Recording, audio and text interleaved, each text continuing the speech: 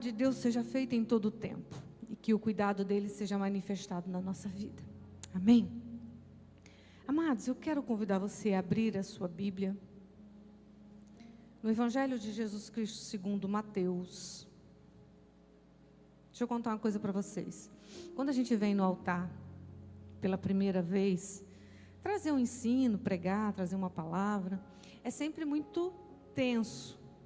Eu me lembro, a primeira vez que eu fui, uma das primeiras vezes que eu subi no altar para trazer o ensino, para pregar a palavra, e eu embaralhei todas as palavras, e aí eu falei Evangelho de Mateus segundo Jesus Cristo, e eu nunca esqueci isso.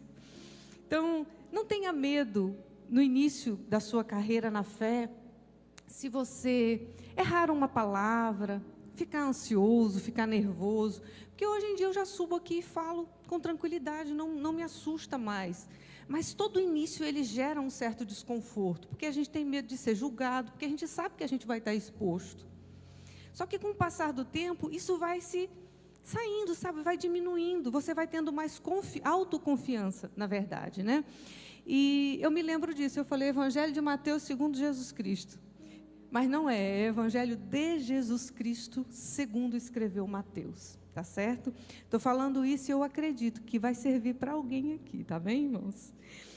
Mateus, capítulo 5, versículo 16. Eu acho que se eu passasse a minha carreira na fé toda, ensinando sobre esses primeiros capítulos do Evangelho segundo Mateus, eu teria palavra por toda a minha carreira na fé. Porque aqui é um grande ensino. Alguns historiadores chegam a dizer que talvez esse não tenha sido só um sermão, mas uma compilação de todos os sermões. Mas outros historiadores dizem que não, que de fato foi discorrido dessa forma, nessa sequência. Então, se de uma vez só ou de várias vezes, mas compilado, o ensino, ele é um ensino para a vida toda. Todas as vezes que você precisar de uma resposta, que você tiver em dúvida quanto a algo, recorra ao capítulo 5, capítulo 6, capítulo 7, e deixe Deus tratar o seu coração com um ensino capaz de transformar a sua vida. Grandes estudiosos, grandes homens e mulheres que marcaram e fizeram a história, quando leram o que está escrito aqui, eles puderam falar e testemunhar a mesma coisa. Aqui tem um ensino para uma vida saudável, uma vida santa, uma vida de fato de acordo com aquilo que Deus quer. É o ensino de Jesus. Eu quero discorrer com você hoje sobre o que está escrito no versículo 16 do capítulo 5, mas nós vamos passear pela Bíblia em alguns momentos. Olha o que está escrito, Mateus 5,16. Assim, brilhe a luz de vocês diante dos homens, para que vejam as suas boas obras e glorifiquem o Pai de vocês que está nos céus. Feche os seus olhos por um instante. Meu Deus, que toda distração, tudo aquilo que nos rouba a atenção, possa ser dissipado agora em nome de Jesus. Que o teu Espírito Santo sopre no ouvido dos teus filhos que estão aqui ou que estão nos acompanhando online, para que eles sejam tratados nas suas mais íntimas necessidades. Trata os teus filhos individualmente. Fala conosco, meu Deus, de acordo com a tua vontade. Em nome de Jesus. Amém. Amém, queridos? Olha que palavra. Assim, brilhe a luz de vocês diante dos homens. Na primeira carta que Pedro escreveu aos cristãos que estavam dissipados, dispersos, espalhados, após a perseguição, depois da morte de Jesus. Você vai lá em 1 Pedro, no capítulo 1, toda a carta é riquíssima, nós vamos falar sobre ela ao longo da pregação. Mas no versículo 12, tem um ensino muito marcante, e eu quero ler com você. Há muitos anos, quando eu ainda não tinha total discernimento da palavra, mas eu estava começando a seguir a Bíblia, eu não entendia sobre quem tinha escrito, quando tinha escrito, para quem tinha escrito, mas eu li essa palavra e ela marcou a minha vida. No capítulo 2, no verso 12, da primeira carta de Pedro, ele traz a seguinte instrução: vivam entre os pagãos de maneira exemplar, para que mesmo que ele os acusem de praticarem o mal, observem as boas obras que vocês praticam e glorifiquem a Deus no dia da sua intervenção. Esse é um ensino incrível, você pode ler essa carta toda, ela é riquíssima. Mas veja, os discípulos de Jesus, aqueles que foram chamados pela primeira vez lá em Atos dos Apóstolos, de pequenos cristos, de cristãos, através da perseguição, eles se espalharam pelas regiões. Havia propósito nisso, tá? Não foi sem propósito. Havia um propósito, e o propósito era que o Evangelho de Jesus se espalhasse para os homens, para os ditos gentios, aqueles que ainda não haviam ouvido falar de Jesus, aqueles que não faziam parte do povo judeu.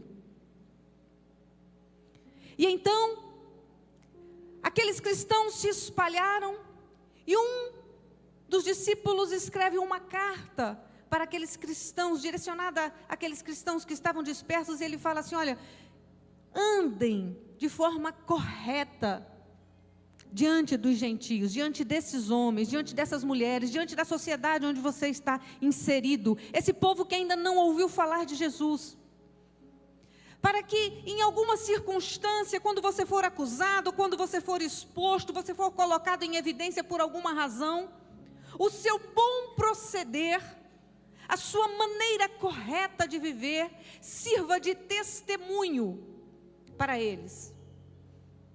Porque esse testemunho, no momento oportuno, ele vai ser luz para aquele que te enxergou antes.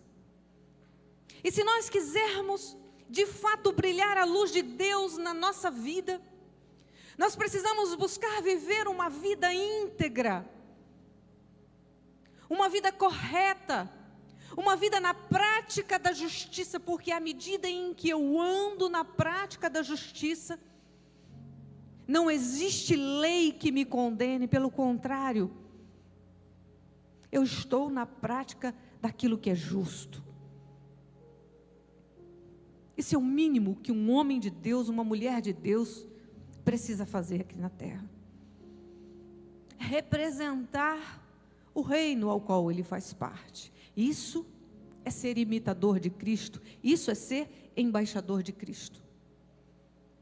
Mas aí talvez você me diga assim: pastor, é muito fácil falar. E gente, falar é fácil demais. Viver é que é difícil. Viver é que é difícil. E aí a gente volta lá para o capítulo 5 de Mateus. No início do capítulo 5, a gente vê a maneira como Jesus iniciou esse ensino. Segundo relata o capítulo 5, no verso 1, que Jesus viu as multidões, isso também está escrito lá no Evangelho segundo Lucas, tá? Jesus olhou para a multidão, ele chegou a um lugar, se assentou, e essa era a prática dos mestres da lei. Quando eles iam ensinar, eles se assentavam em um lugar assim mais elevado, de maneira que ao fazer isso as pessoas já se chegavam perto dele para saber, ele vai trazer um ensino. E Jesus chega, se assenta, os discípulos de Jesus, exatamente como está escrito aqui, se aproximaram dele, e ele começa a falar aos seus discípulos. A multidão que Jesus via era uma multidão de pessoas que foram até ele para buscar auxílio, socorro, ajuda. Eram pessoas que estavam enfermas e queriam ser curadas, pessoas que estavam possessas por demônios e queriam ser libertas, pessoas que queriam aprender, pessoas que estavam lá só por curiosidade. Havia uma multidão de sedentos, de famintos, de injustiçados, de sofredores. E mais próximo de Jesus haviam os seus discípulos. E Jesus começa a falar para os seus discípulos, e aquela multidão também se achega para ouvir. E aí, com essa palavra, eu quero dizer para você que está à margem, só ouvindo, só vendo, só observando. E também para você que está aqui como discípulo de Jesus, que é fiel dentro da casa do nosso Deus, mas tem um cônjuge, um familiar, um filho, um amigo, alguém que você olha e sabe que essa pessoa está à margem. Essa pessoa ainda não é um discípulo, ela está só na beirada olhando. Eu quero dizer para você o seguinte: a partir do momento que você tem contato com a luz, é impossível você querer voltar para as trevas e permanecer nela. Ainda que você volte, ainda que você transite pelas trevas, você sempre lembrará que existe luz. E no meio da dificuldade, você recorrerá à luz. Entende o que eu disse sobre o ensino de Pedro? Andem corretamente, por conta daqueles que estão ali observando vocês, porque naquilo que falam mal de vocês, e acreditem, falarão.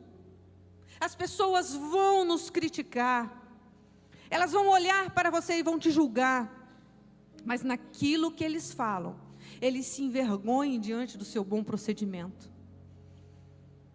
É o seu procedimento, é o seu modo de vida, é a sua postura, é o seu jeito de conduzir, de se comportar, de agir, de falar, de pensar, que testifica diante dos homens que ainda não são discípulos, daqueles que ainda não conhecem a luz. Quem é a luz? E a luz não sou eu. A luz não é você. A luz é Deus. Jesus veio à terra para ser a luz nesse mundo. E quando nós nos aproximamos da luz, como está escrito, é impossível ficar nas trevas. Por isso, quando você que está na prática do pecado, frequenta a igreja, e tem gente que está na prática do pecado, e acredite, até no altar da igreja, eu digo para você, você é treva. É treva. Não é luz. Porque a maneira como você escolhe viver a sua vida em santidade, e isso é lindo porque ser santo é ser separado. Separado do pecado. E muitas pessoas se confundem com isso. Não, eu sou pecador e vive atolado no pecado. Não, de fato, a nossa alma, ela requer, ela deseja, ela recorre ao pecado. Mas o nosso espírito, ele deseja, ele recorre, ele busca a Deus. Acho que deu um problema aqui. Como é que você quer viver diante de Deus? Pausa para a água. Acho que era para isso.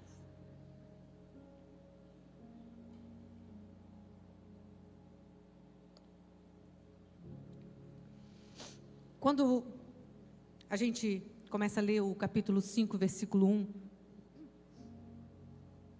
a gente ouve Jesus falando sobre o bem-aventurado.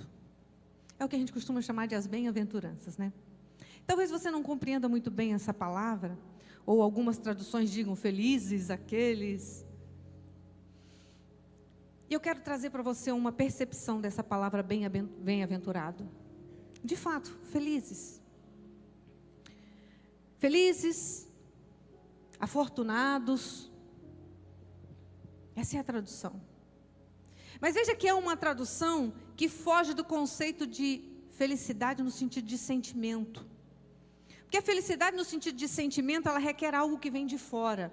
E o que Jesus está ensinando, o que vem de fora, não é agradável. Então, ser bem-aventurado, segundo esse ensino de Jesus aqui, eu recorreria, por exemplo, à ideia do hebraico, que no hebraico, quando essa palavra é colocada, ela traz o sentido de permanência.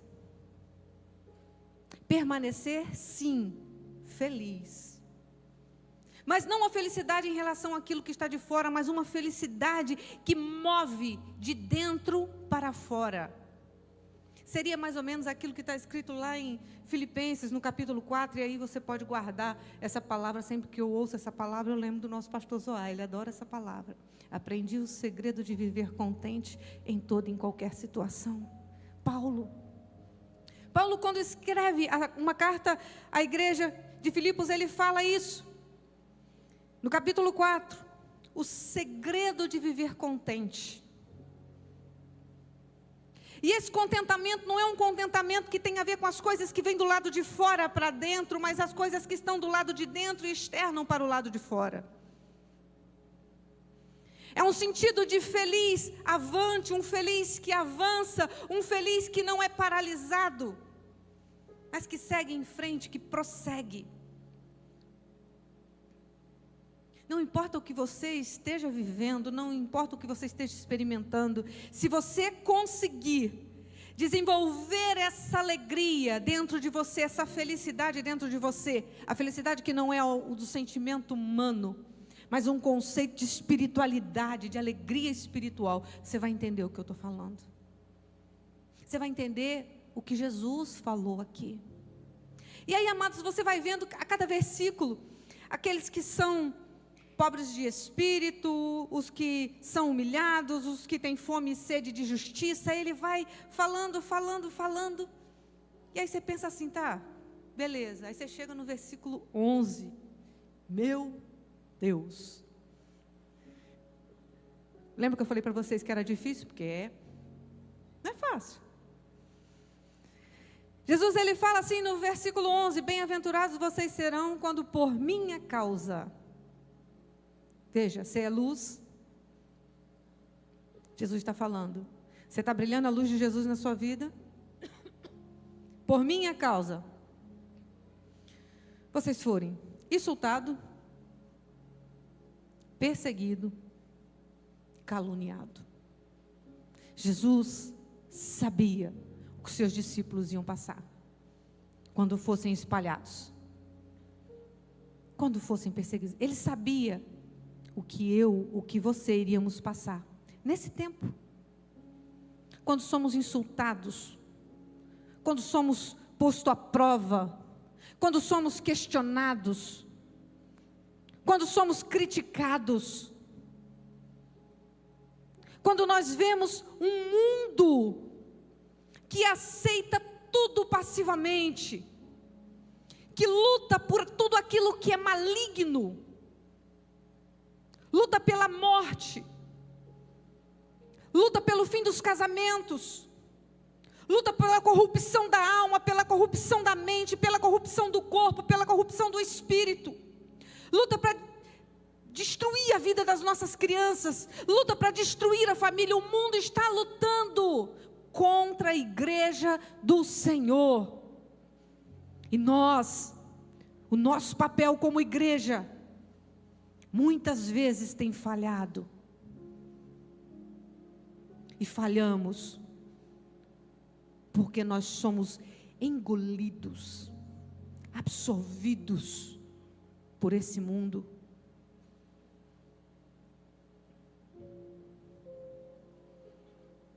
Mas Jesus, ele fala que quando nós passássemos pela perseguição, que era para a gente se alegrar,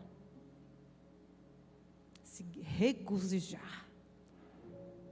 Mas para quê, gente? Em sã consciência. Se você pode entrar na onda e ir com o mundo, se você pode viver adoidado, claro que pode. Você pode fazer o que quiser da sua vida. E aí não sou eu que estou dizendo não, tá? Não sou eu que estou dizendo meu corpo e minhas regras. Está na Bíblia. Quem repete isso como um papagaio tagarela, ai, meu corpo, minhas regras, meu corpo, minhas regras, está dizendo que está na Bíblia. Isso é bíblico. É um conceito espiritual. Aquilo que o homem planta, ele colhe. Amados, Deus nos deu o direito de escolher o que quisermos escolher, de obedecer se quisermos. E isso serve para todos, para quem acredita e para quem não acredita. Isso é básico, isso é base.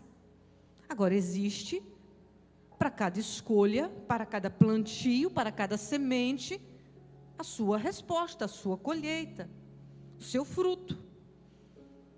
Se você escolher plantar uma vida justa, honesta, íntegra, é isso que você vai colher na sua vida. E, no final, a vida eterna. Se você escolhe viver uma vida dissoluta, você vai colher disso. E, no final, conforme está escrito, a condenação. A escolha é sua. Mas aí, se você está com Deus, qual é o seu papel? Para que você vai viver isso?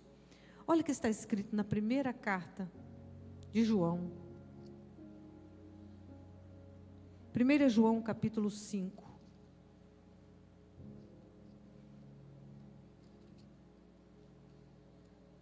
Versículo 19. Já falei isso aqui, mas eu quero ler o que está escrito.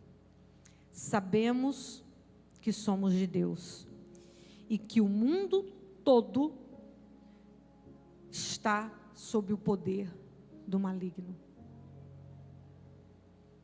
Se eu sou luz, eu sei que eu sou de Deus, e eu sei que o mundo está em trevas, eu preciso brilhar a minha luz. Foi isso que Jesus me mandou fazer. Mandou você fazer. Treva é a ausência de luz. Não tem luz, é treva. E esse é o chamado para a nossa vida. Ser luz. Ser luz no mundo de trevas. Esse é o chamado para a nossa vida. E aí eu quero ler com você, no capítulo 5 ainda, no versículo 13, eu não vou ler o versículo todo, mas eu vou ler o início. Vocês são o sal da terra. Pula agora para o versículo 14. Vocês são a luz do mundo. Nesse ensino, Jesus estava dizendo para os seus discípulos assim, vocês são o sal da terra. E aí, se você ler, você vai entender. Mas vocês não podem perder o sabor. E o sal perdia o sabor pela mistura com as impurezas. A impureza faz o sal perder o sabor. Sem sabor, insípido,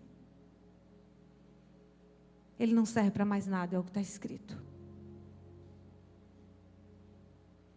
Vocês são a luz do mundo.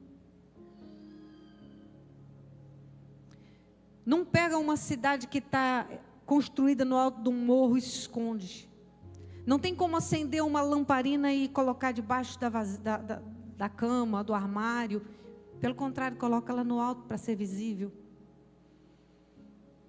E aí, meus irmãos, o que eu quero que você guarde no seu coração é que nesse mundo de trevas, se você se mistura com ele, com as impurezas desse mundo, você vai perder o seu sabor. Você vai ser contado entre eles. E você sabe como é que o inimigo das nossas almas, ele tem travado batalhas com os servos de Deus, com aqueles que estão dentro da igreja? Aqui, na mente. Nosso campo de batalha é na mente. Mudando os nossos conceitos. Não tem nada a ver. Isso não tem nada a ver. É sutil. é discreto. Começa mudando a nossa maneira pelos gostos, muda a nossa maneira de se vestir, de se mostrar, de se portar, de falar. Eu não sei vocês, mas se eu estiver tentando assistir um filme ou um seriado e começa a soltar palavrão, eu já desligo na hora. E eu vou dizer para vocês, isso já limita muito, porque eu assisto bem poucos filmes e bem poucos seriados, porque a maioria deles tem palavrão. Aí você vai lá, tudo tem palavrão? Não. Mas os tradutores, quando começa a tradução, eles inserem. Quantas vezes você vê no inglês sem palavrão, mas aí você bota para traduzir no português, tem palavrão. Aquilo ali é cultural. Você começa a colocar aquilo ali na sua vida, daí a pouco você está igual. Se torna comum para você. Sua palavra já vai perdendo o sabor. Quem se lembra da história que eu contei do caminhão de lixo? Às vezes você está tão em contato com aquilo ali que é fétido, que você nem sente o cheiro mais. Mas quando a gente não está acostumado com isso, o caminhão de lixo passa na rua, a distância a gente já sabe, chega a dar aquela repulsa.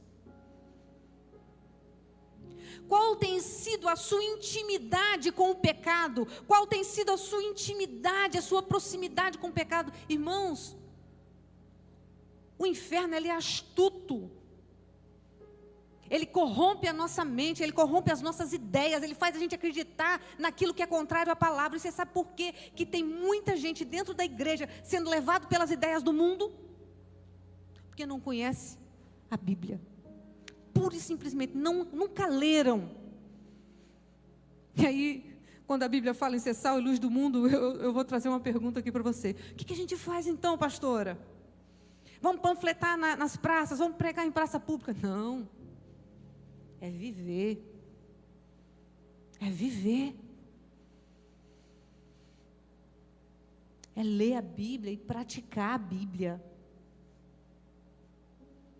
Agora, se você está vivendo separado da palavra, fora de sintonia da palavra, leu a palavra, e aí você descobriu algo novo, você fala, meu Deus, me perdoe.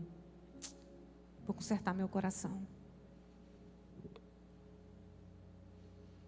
Nós somos sal.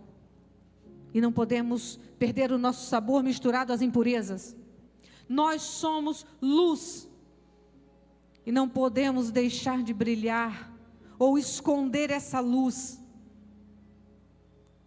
E aí nessa palavra, nesse versículo 13 e 14, ao ler sobre isso eu trago duas palavras para a gente. Visibilidade e propósito. É isso que Deus quer para vocês, que Deus quer para mim. Deus quer nos dar visibilidade. Ele quer que as pessoas nos vejam. Deus nos deu um propósito. O sal tem um propósito, temperar. Você tem um propósito. No meio em que você está inserido, deixar o sabor do reino de Deus, para que as pessoas queiram esse reino através da sua vida. Ser luz tem um propósito: visibilidade, clareza, firmeza, constância. E aí tem gente, vou fazer aqui uma comparação. Alguns anos atrás, se eu não me engano, foi uns 15 anos atrás, 25 anos atrás por aí, muitas crianças estavam assistindo a um desenho. Quem se lembra disso? Estavam assistindo um desenho animado e tiveram convulsões. Tiveram questões mesmo neurológicas. Desmaiaram, tiveram convulsão pelo durante um momento do desenho animado, porque ele tinha um jogo de luz muito rápido, que mexia com a capacidade de internalizar e receber. Alguém se lembra disso? É muito antigo isso. Se você for na internet, você acha. Eu me lembro do dia que foi anunciado, eu estava assistindo o jornal, e esses dias eu estava revendo isso. O estímulo, a velocidade do estímulo da luz, fez com que as crianças que estavam assistindo aquele desenho convulsionassem, entrassem em choque, desmaiassem. Foi isso foi a nível nacional. Tem crente vivendo assim. Brilha, apaga, brilha, apaga, brilha, apaga, brilha, apaga. Sabe quando a pessoa vai nessas festas rave, que a luz fica lá, junto com o som, a luz, acendendo e apagando, acendendo e apagando. E a pessoa lá, ó, doidão, curtindo. Tem gente vivendo o reino de Deus assim. E sabe o que é mais triste? É que as pessoas que estão vendo esses crentes, esses cristãos, esses homens e essas mulheres que estão ali, ó, estão tendo uma informação totalmente contrária ao que está escrito aqui. E aí eu me lembro de uma frase que eu li, eu nunca mais esqueci. E essa é uma responsabilidade que eu trago sobre cada um de nós. Um dia, alguém vai para a igreja, vai servir a Deus, vai amar a Deus, vai aceitar Jesus como Senhor e Salvador, simplesmente porque conheceu você. Um dia, alguém não vai para a igreja, não vai querer saber de Jesus, vai querer distância de Jesus, simplesmente porque conheceu você. A questão é, eu sei que a nossa carne, ela tende para a inconstância, mas quando a sua carne te puxar, esteja fortalecido em Deus, para que você se volte para Deus.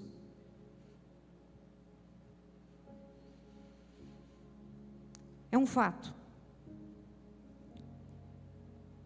O mundo está em trevas, mas Deus nos chamou para que nos vejam e para que, ao nos verem, eles reconheçam a santidade e a misericórdia de Deus. Para alguém falar assim, se aquele ali mudou de vida, se aquela ali mudou de vida, eu também posso mudar. Tão bom, né? É um fato. O mundo está em trevas. É um fato, está na Bíblia. Deus é luz. Você pode anotar isso, está lá em 1ª carta de João, no capítulo 1, no verso 5. Deus é luz. Também é fato, ainda na 1ª carta de João, no capítulo 1, seguindo no verso 5. Não existe comunhão entre luz e trevas. E se você quiser saber mais sobre isso, eu fiz uma pregação há um tempo atrás e eu falei sobre isso. Não existe comunhão entre luz e trevas. Se você é luz, você anda na luz. Mas se você é treva, você vai andar em treva. Você pode ir lá no YouTube e acessar essa palavra. E é fato. Jesus veio ao mundo para trazer essa luz e nos mostrar o caminho. Quando você vai no Evangelho de Jesus Cristo, segundo João, no capítulo 1, quando João fala de Jesus, ele fala de um testemunha que veio antes de Jesus. E a Bíblia diz assim, ele não era a luz, ele veio para testemunhar a luz. E a luz estava no mundo. A luz veio ao mundo. A luz é Jesus. João capítulo 8, versículo 12, eu estou falando isso que você pode marcar. Jesus, ele fala de si mesmo, eu sou a luz. E Jesus fala assim, aquele que está comigo não anda ou não andará em trevas. E aí você pode falar, pastora, mas o salmista ele fala assim, está lá na Bíblia, ainda que eu ande ou que eu passe por um vale de trevas e de morte, de sombra e de morte, não temerei mal algum. Veja que aqui é um sentido diferente. Quando Jesus fala, aquele que está em mim, ele não anda ou não andará em trevas, ele está dizendo assim, ele não vai ter comunhão com a treva. Agora isso é importante. Porque quando o salmista fala, ainda que eu atravesse um vale de sombra e de morte, onde tem treva, não é isso que nós estamos fazendo, amados?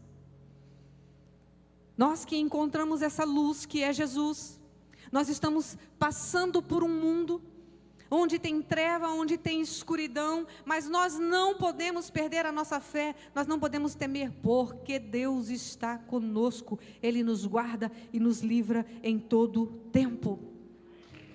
Amém.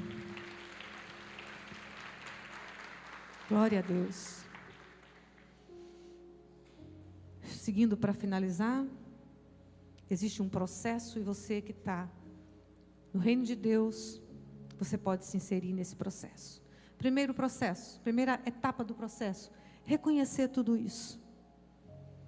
O mundo está em trevas, Deus é luz, Jesus veio ao mundo para manifestar essa luz, não existe comunhão entre luz e treva, e se eu aceito Jesus como o Senhor da minha vida, eu preciso estar debaixo do senhorio desse Senhor, e não estar nadando, mergulhado nas trevas. Reconheci. Segundo ponto, vigiar para não me perder. E aí, ainda, no Evangelho de Jesus Cristo segundo Mateus, no capítulo 6, você marca lá o versículo 22 e o versículo 23. Eu sou apaixonada por esse texto. Jesus, vou até ler com você, Mateus 6, 22 e 23.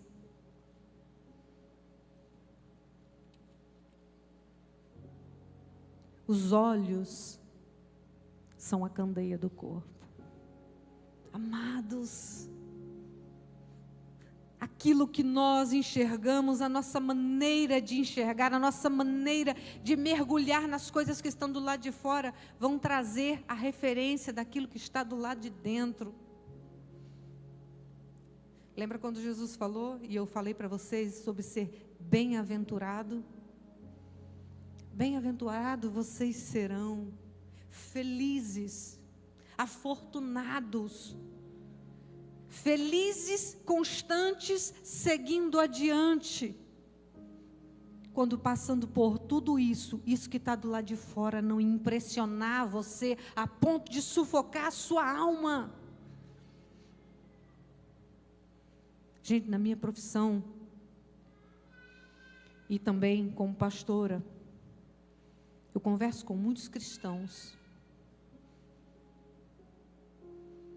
E uma coisa que se tornou comum eu ouvir dos cristãos, é o quanto as coisas desse mundo, a pressão desse mundo tem sido dolorosa para quem quer viver uma vida santa. Homens de Deus, mulheres de Deus, que optaram por viver uma vida de fato separada, de fato santa diante do Senhor, sem se corromper por imoralidade, por conceitos errados, sem se corromper por aquilo que estão tentando reformular, reescrever na Bíblia, sabe? Porque tem gente querendo reescrever a Bíblia, tem gente querendo reformular, porque a Bíblia está ultrapassada. Esses estão lá indo na onda. Mas quem está escolhendo viver uma vida conforme está escrito aqui na palavra, com o princípio, tem sofrido pressão mesmo. Uma coisa que se tornou comum eu ouvir no último ano, nos últimos 2 anos para cá: Jesus, volta logo que eu não estou aguentando. Agora, sabe o que é mais triste? É pensar que vou usar a palavra crente, tá? Que está confortável aqui no mundo. Que está confortável com os sistemas do mundo. Que começou a defender ideias do mundo. Mas deixa eu dizer uma coisa para você. No início da pregação eu falei aqui, se você ainda está na beirada do caminho, é oportunidade de você ver a luz e querer mergulhar nela. Mergulhe nessa luz. Não precisa acreditar no que eu estou falando não, duvide de mim. Duvide de mim, ponha o seu joelho no chão e fala com Deus assim: Deus, sabe aquilo que aquela mulher falou lá no altar? Eu duvido dela, eu não acredito nela não. Eu não acredito naquela pastora, porque eu acho que ela falou da boca para fora, ela falou daquilo que ela acredita. Eu penso diferente. Mas se eu estiver errado, se eu estiver errada, muda o meu jeito de ver. Tem coragem? Eu já fiz isso, gente. Seja ousado. Não tenha medo de mostrar para Deus que você pode estar errado, que você pode estar errada. E deixa Ele conduzir você. Direcionar você, instruir você nas suas decisões. Eu preciso vigiar para não me perder, faço para não ser engolido pelas coisas dessa vida. Eu preciso discernir. E aí isso está lá, e aí você pode marcar. Segunda carta aos Coríntios, capítulo 6, versículo 14. Discernir, para não correr o risco de entrar em julgo desigual, me associar, me misturar com quem está nas trevas, porque não existe comunhão entre luz e trevas. Pastor, o que você está dizendo? Para eu não conversar com as pessoas, para eu não ir nos meus encontros de família, para eu não me reunir com os meus amigos? Não, não estou te dizendo isso. Eu estou falando de comungar com ideias, com conceitos, partilhar desejos, estar junto, como diz a minha mãe, mancomunado, misturado. Mas é mesmo no meio dessas pessoas. E aí é o quarto ponto. Reconhecer, vigiar, discernir, mesmo junto dessas pessoas. Brilhar. Brilhar. Não foi isso que Jesus falou? Brilha a luz de vocês. Brilhar. Com o meu modo de vida. Com o meu modo de falar. Com o meu modo de me portar. Com o meu jeito de tratar as pessoas. Com o meu jeito de lidar com as situações. Eu estou falando de fantasiar, de vestir uma máscara, de fingir santidade? Não. É de mostrar vulnerabilidade mesmo. Eu vou contar uma coisa para vocês, eu quero que você sempre se lembre disso. Teve um tempo que, como pastor, eu precisei de terapia. Como pessoa, mas eu estava no momento do pastoreio. E eu precisei de terapia. E eu fui afundando, porque eu pensava assim, não. Eu procurar um psicólogo, procurar uma psicóloga, para falar o que eu estou pensando, para falar o que eu estou sentindo, vou nada. Quando eu falar para essa pessoa vai falar do outro lado assim, ó, gente, eu viu que sou psicóloga, tá? Essa pessoa vai dizer assim, nossa, nunca vou querer o Deus que essa pessoa serve. E eu segurei, até que eu não aguentei mais. E fui para a terapia. E essa foi a primeira coisa que eu falei na sessão de terapia. Eu tenho vergonha de sentir o que eu sinto, pensar o que eu sinto, pensar o que eu penso. Eu tenho raiva. Falei das minhas manifestações. E aí, gente, se você é uma pessoa irritadiça, tem vontade de pegar as coisas e tacar na parede, quando briga com o marido, tem vontade de tampar ele da janela, digo para você, do meu lugar, raiva existe. E ela pode ser tratada. Irritabilidade existe. Tem hora que dá vontade de a gente fazer isso, mas a gente não faz. Como diz minha mãe, vontade é coisa que dá e passa. Vá para a terapia tratar. Ah, mas a Bíblia diz que precisamos ser mansos. É meu desafio. Pode ser o seu também. Eu não sei qual é o seu, mas vá buscar ajuda. E aí, quando eu cheguei na terapia, eu falei sobre isso, o psicólogo me ouviu, foi muito compreensivo. E eu me lembro que no dia do batismo do meu psicólogo, ele mandou uma foto para mim e falou assim, obrigado, você tem uma parte disso aqui. E hoje meu psicólogo é alguém que está inserido no reino de Deus, firme, servo fiel. E um dia conversando com ele, ele falou para mim, quando você mostrou que você era vulnerável, que você não era perfeita, que você era humana, eu pensei assim, opa, tem condição de eu ser servo de Deus também. Você entende, irmãos? Eu falo isso, eu sou tocada porque a nossa fragilidade, a nossa vulnerabilidade, as nossas fraquezas, elas precisam ser colocadas para que aquele que está do nosso lado veja que nós estamos sedentos pela luz. E nós estamos nos esforçando, tomando o reino de Deus, nos esforçando para viver na luz, rejeitando as trevas. Nós anunciamos a luz de Deus pelo nosso modo de viver, a prática de uma vida justa. Isso serve para testemunhar a Deus diante dos homens. Mas o que Deus quer mesmo, e veja que aí é a nossa parte com Deus, é um coração sincero, sem desempenhar papéis. Feche os seus olhos por um instante. O nosso externo, ele reflete tudo que está aquilo no nosso interno.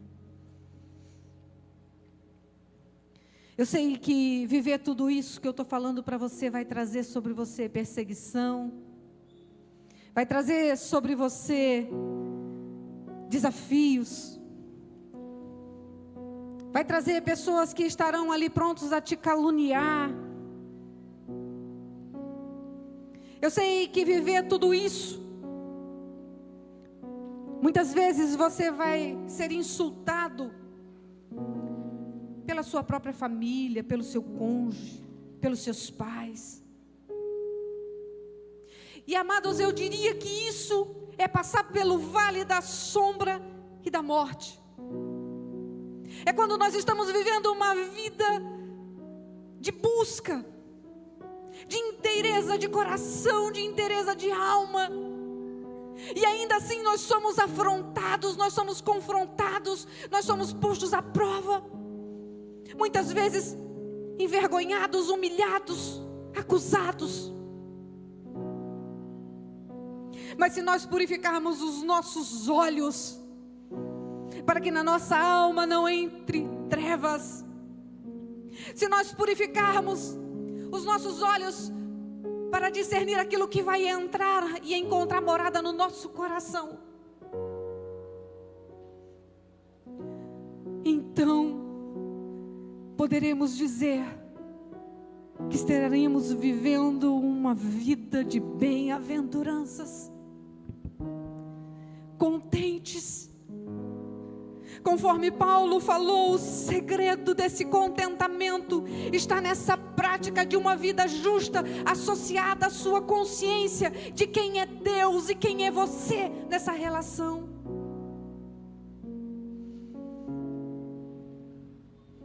Isso nos levará a ser conhecido de Deus. Deixa o Espírito Santo de Deus falar com você.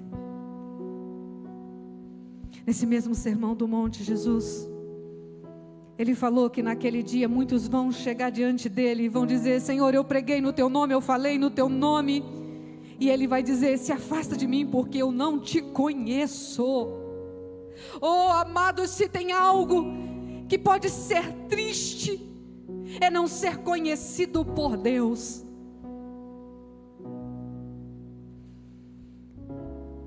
Não seja reconhecido diante dos homens, não seja reconhecido nesse mundo como aquilo que o mundo espera que você seja, mas viva uma vida de santidade para ser conhecido por Deus.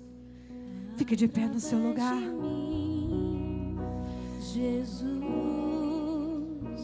clareia. Canta essa canção. Através de mim, Jesus, clareia. Torne essa canção uma palavra de vida. Vou brilhar a minha luz, eu carrego a luz de Deus. Através de mim, Jesus, clareia. Através de mim, Jesus, clareia. Através de mim, Jesus, clareia. Vou brilhar a minha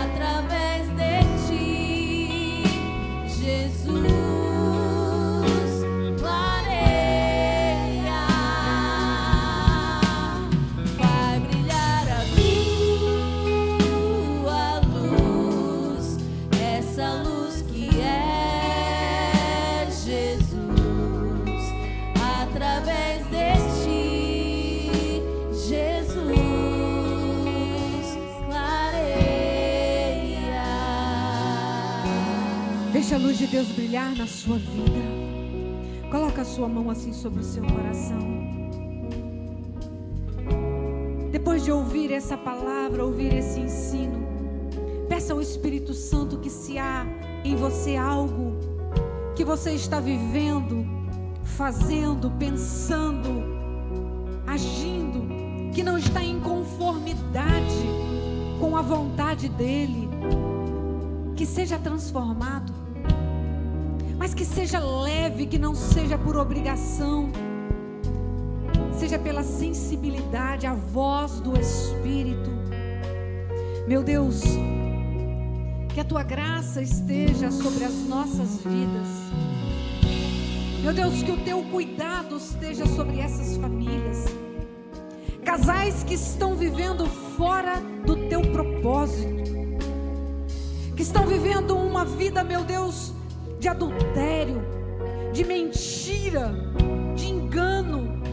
Que haja cura dentro dos lares, que haja cura no casamento. Meu Deus, que haja cura no coração e na mente dos Teus filhos. Desperta, meu Deus, a consciência deste homem, desta mulher, para que eles possam começar a discernir entre luz e treva e escolham viver a luz, se colocar diante de Ti. Meu Deus, restaura famílias, restaura casamentos. Este jovem, meu Deus, que está se distanciando do Teu conceito, da Tua palavra, que está sendo levado por ensinos que são contra os Teus princípios, que o Teu Espírito Santo sopre no ouvido deste jovem, desta jovem, para que eles, tocados por Ti, possam voltar à consciência e entender, meu Deus, que vale a pena abrir mão de qualquer título, de qualquer posição social, de qualquer prazer que essa terra possa nos oferecer, para estarmos vivendo a alegria, o contentamento e a graça da Tua presença. Assim eu oro, meu Deus, e abençoo os Teus filhos, em nome de Jesus, em nome de Jesus. Eu carrego a luz de Deus através de mim, Jesus.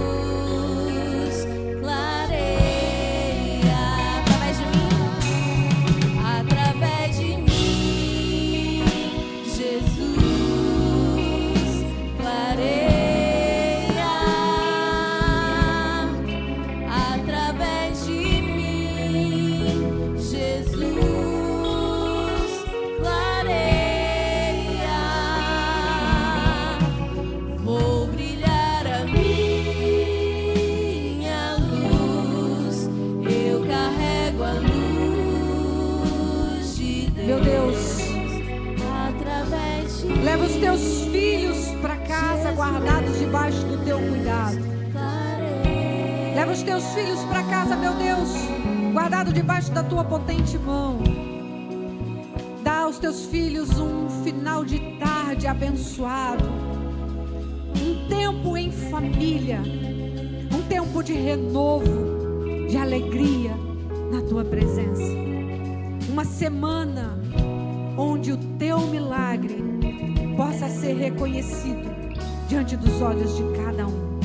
Leva os Teus filhos em paz, e que a graça do nosso Senhor e Salvador Jesus Cristo, o amor de Deus nosso Pai, a comunhão e a consolação do Espírito Santo esteja sobre todos hoje e sempre.